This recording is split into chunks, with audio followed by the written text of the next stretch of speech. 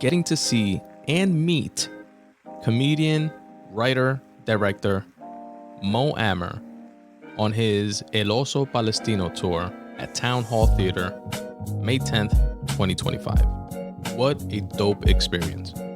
So I've been a Mo Amer fan for years, way before his Netflix show. I'm pretty sure I learned about him just being a fan of stand-up comedy, and the way I remember it, it was those old Ice House Chronicle podcasts for my podcast fan OGs out there that Rogan and Brian Redband used to do. And I remember them mentioning him as one of those like great up-and-coming comics that frequent the Comedy Store, so on and so forth. That's how I believe I came to know who he was. But nonetheless, was a fan of his after seeing him on a few podcasts, checking out his comedy specials. So I was really excited when he got his Netflix show titled Mo, which I broke down the first season in a prior episode of the Spun Today podcast. So you guys can go check that out.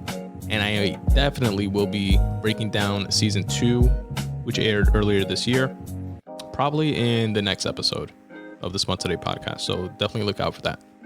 And my wife is also a fan. She loved the show as well. So I copped these tickets once I found out he was going to be in New York a few months back. And I got, which I highly recommend, the meet and greet tickets. It's like the first couple rows. It costs extra, obviously, but if you're a fan, it's definitely a dope experience. And folks can get seats within the first couple rows, and it's like part of like the VIP meet and greet package.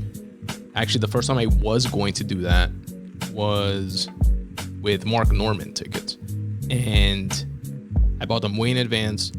And then it coincided with one of my wife's surgeries from last year.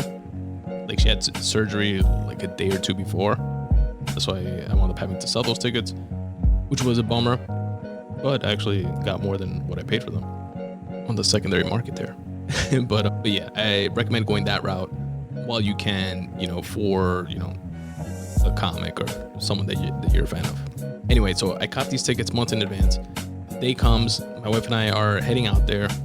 I put the address of a parking garage that I booked tickets for, or a spot in rather, reserved the spot in advance. And it's taking almost double the time, according to the GPS, to get there.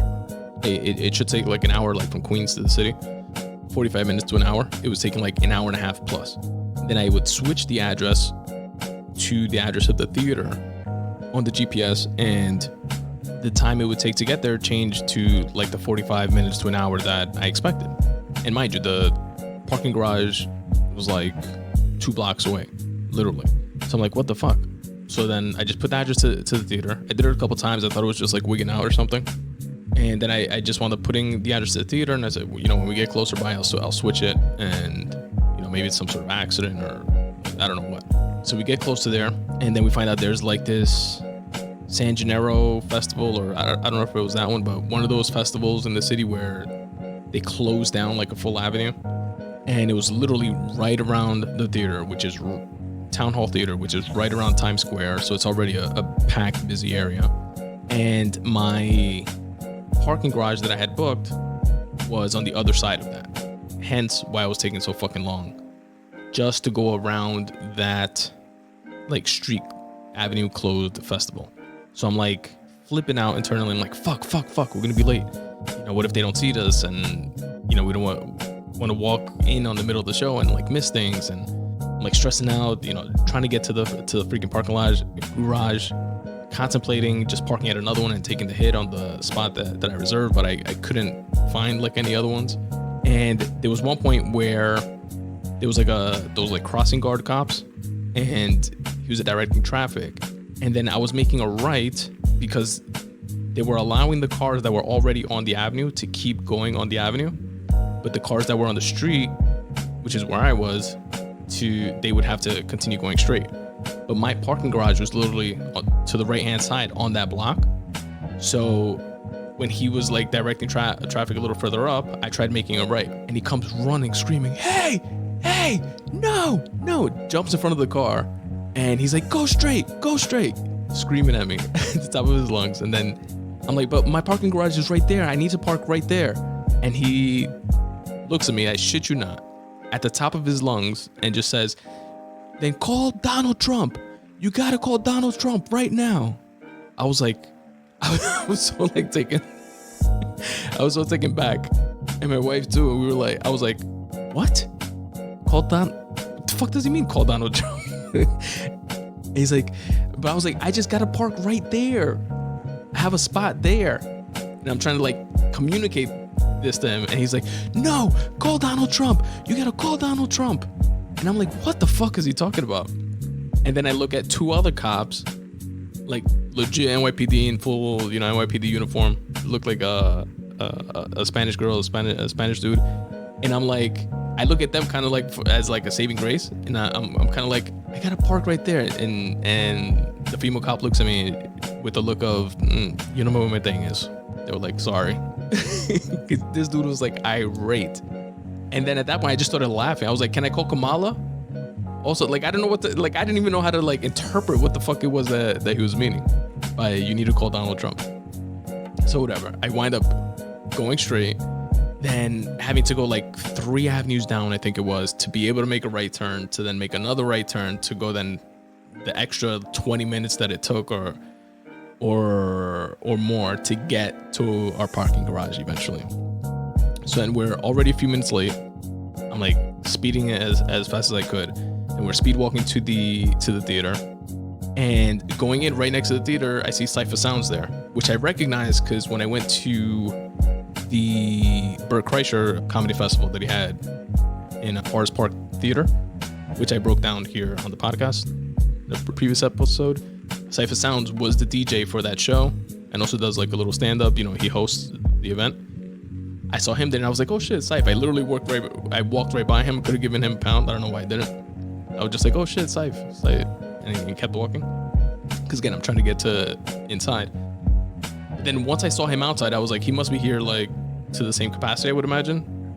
Unless he's, just here as a fan. But I figured he would be hosting, which I didn't know before. And go in and the theater's almost completely empty. I was like, oh shit. So everybody's dealing with this like traffic shit. So then at that point I was like much more like, all right, good, we're good. So the show starts a bit late, and the whole time I'm thinking, I was like, yo, I hope this shit like fills up, because it was like empty. And it was like way past, it was supposed to start at 8 or 7:30. And I think it was like 8 something. But then of course the show got completely packed, sold out, and starts. Cypher Sounds hosts. He's hilarious. And then we have a writer from The Daily Show / comedian, or comedian / writer from The Daily Show, Dina Hashem, who opens up the show. She was hilarious. Then Hannibal Buress, which I've been following for years, a fan of, definitely from podcasts and stuff like that. We got to see him, the comic out of Chicago. He comes out next. Then after that, Hassan Minaj comes out, which we were like, what? Holy shit. Definitely been a fan of his for years. Huge comic. Was also on The Daily Show. Has had his own Netflix show. A bunch of different stand-up specials himself. Great comic himself. And then Cypher Sounds comes on and he says, we got one more person before we bring out your boy Mo. Is it this guy from Jersey? Let's just hear him out and then we'll bring out your boy Mo. So everybody's like, yeah, let's go. And he pretends he doesn't know how to pronounce his name. He goes, the guy's name is Jon Stewart. And fucking Jon Stewart comes out. How sick is that? Jon Stewart of The Daily Show. Comedian Jon Stewart. And of countless movies. And we're right there, literally second row from the stage. The entire time, it was so dope.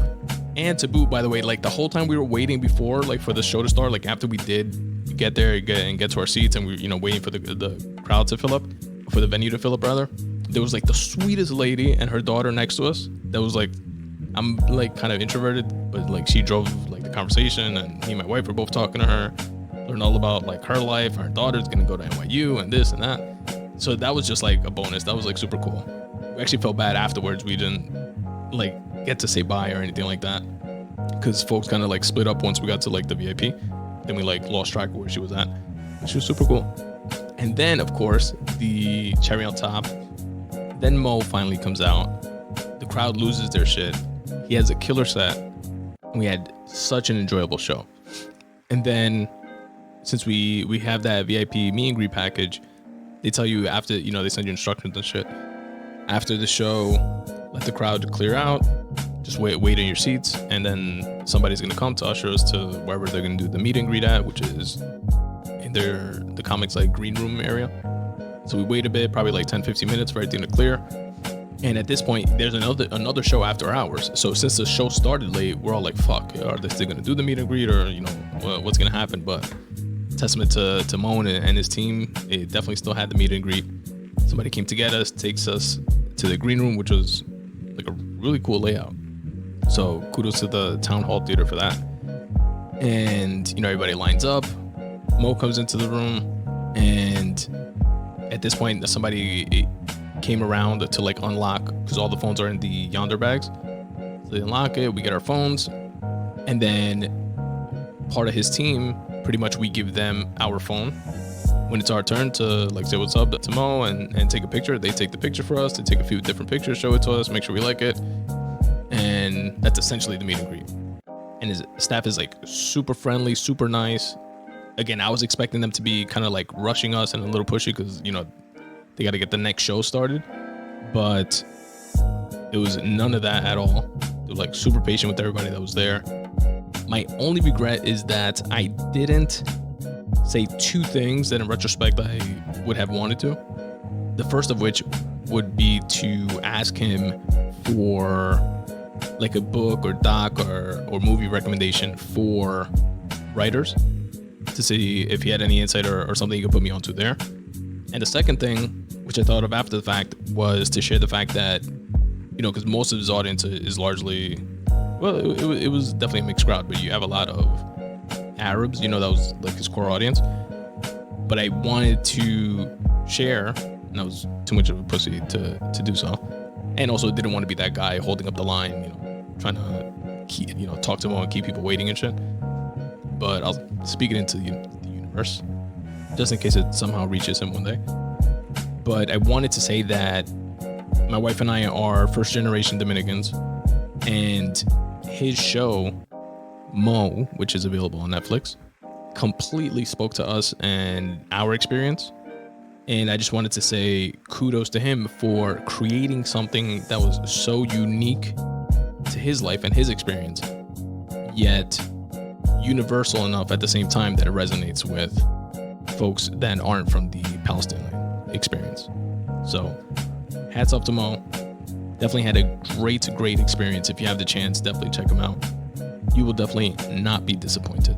And if you're not able to, for whatever reason, see him in person, he has a